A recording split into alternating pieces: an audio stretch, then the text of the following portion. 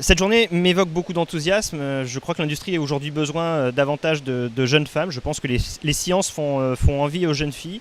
Il y a un plafond de verre aujourd'hui à casser. Ce plafond de verre, j'espère que des journées comme Ingénieuse contribuent à casser ces stéréotypes avec les projets, avec l'enthousiasme des jeunes lauréates qu'on a pu rencontrer aujourd'hui. Et c'est vraiment une grande fierté pour nous que de pousser ce type de projet auprès de nos étudiantes et également des lycéennes pour un public plus jeune. Et puis une grande fierté aussi de les voir se mobiliser fortement pour essayer d'entraîner derrière elles d'autres générations de jeunes filles vers les métiers de l'industrie et de la technologie plus généralement.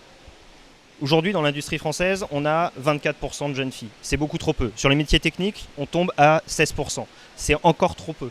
On a besoin d'attirer davantage de jeunes filles vers ces métiers. Des stéréotypes empêchent, pour des raisons liées à ce qu'on appelle le plafond de verre, ces jeunes filles aujourd'hui d'aller vers ces métiers-là.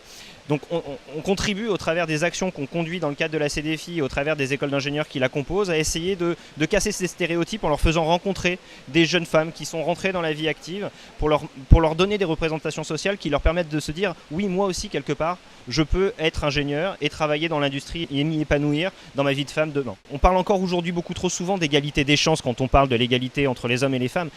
C'est pas une question d'égalité des chances.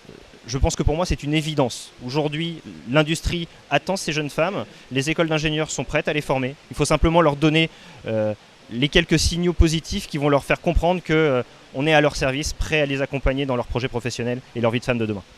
Au sein d'un métier, cette problématique elle est entière. L'école a été créée au service de l'industrie, elle a accompagné l'industrie française au travers de toutes ces révolutions industrielles, y compris actuellement dans ce qu'on appelle l'industrie du futur.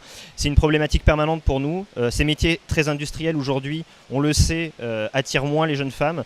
On avait un taux de féminisation de nos effectifs en élèves ingénieurs de l'ordre de 9% il y a 10 ans. On l'a doublé en l'espace de 10 ans. C'est une fierté pour nous, mais c'est encore trop peu. On a besoin encore d'aller plus loin. Donc c'est une motivation de tous les instants pour ce qui nous concerne. Et un projet comme Technologie non féminin, nous sommes très contents qu'aujourd'hui ce projet soit primé dans le cadre d'Ingénieuse, parce que c'était vraiment notre volonté au travers du portrait de 18 jeunes filles qui sont soit encore élèves chez nous, soit qui viennent de rentrer dans la vie active. C'était cette volonté de montrer par leur témoignage toute la motivation qu'elles avaient aujourd'hui et tout l'enrichissement personnel qu'elles ressentaient aujourd'hui dans leur vie de femme dans des métiers qui sont des métiers très industriels et aujourd'hui encore trop perçus comme des métiers d'hommes.